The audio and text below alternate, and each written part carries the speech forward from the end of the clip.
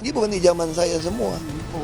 Cuma kita yang temukan waktu zaman saya jadi komut itu aja sih. Itu sudah terjadi kontraknya sebelum saya masuk. Nah ini pas ketemu itu di Januari 2020 lah. Setelah saya 2 bulan di dalam. Namanya disebut tersangka korupsi LNG, Ahok, saya enggak kenal. Mantan Komisaris Utama PT Pertamina, Persero, Basuki Tjahajapurnama alias Ahok menanggapi permintaan tersangka korupsi, Hari Karyuliarto, agar ia ikut bertanggung jawab dalam pengadaan liquefied natural gas, LNG, di Pertamina. Ahok mengatakan ia tidak mengenal Hari Karyuliarto. Kasus rasuah yang menjerat Hari, kata dia, terjadi sebelum ia menjabat sebagai komisaris utama di Pertamina. Kami yang temukan, dugaan korupsi, waktu zaman saya jadi komut, itu aja sih.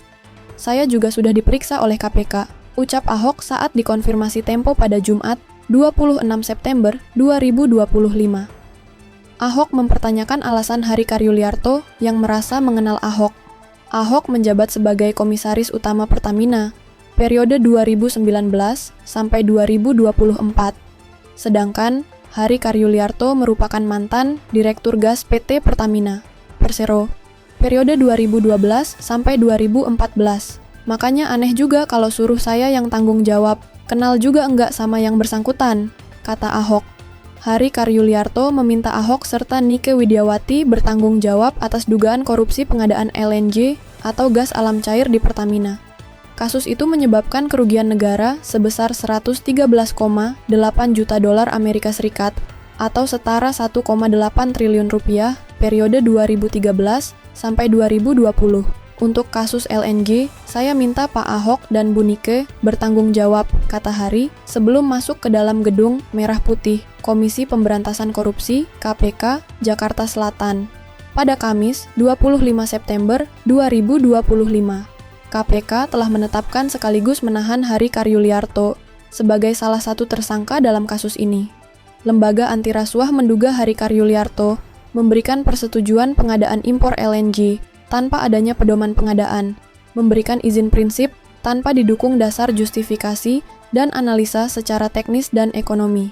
Pembelian LNG tersebut juga tanpa adanya back-to-back kontrak di Indonesia atau dengan pihak lain, kata Pelaksana Tugas Deputi Penindakan dan Eksekusi KPK Asep Guntur Rahayu di kantornya pada 31 Juli 2025.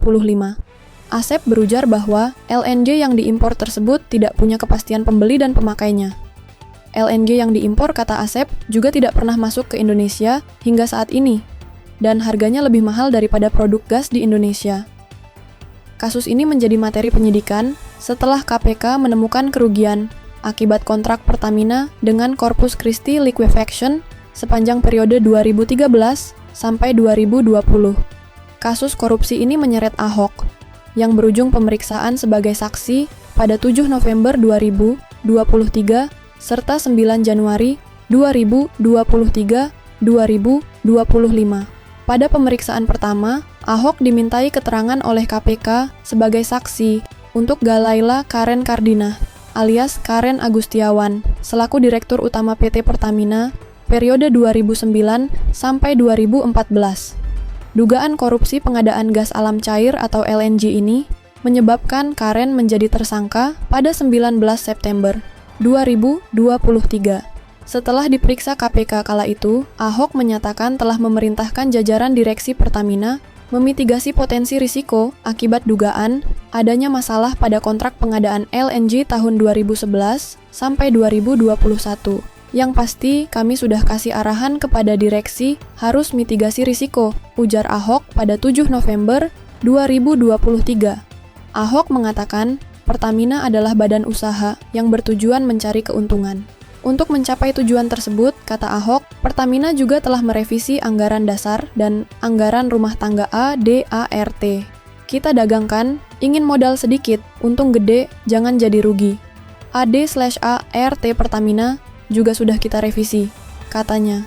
Setelah menjalani pemeriksaan pada 9 Januari 2025, Ahok mengatakan penyidik KPK hanya meminta konfirmasi atas pemeriksaan sebelumnya. Kami sudah pernah diperiksa kan, makanya tadi lebih cepat karena sudah ada semua gitu loh. Tinggal mengkonfirmasi, katanya pada Kamis, 9 Januari 2025. Ahok menyatakan tak mengetahui detail perkara yang melibatkan Karen Agustiawan. Sebab, kata dia, kasus tersebut tidak terjadi pada zamannya. Ahok mengaku diperiksa lantaran kasus ini terbongkar saat dia menjabat komisaris. Cuma kami yang temukan, waktu zaman saya jadi komisaris utama, ujarnya.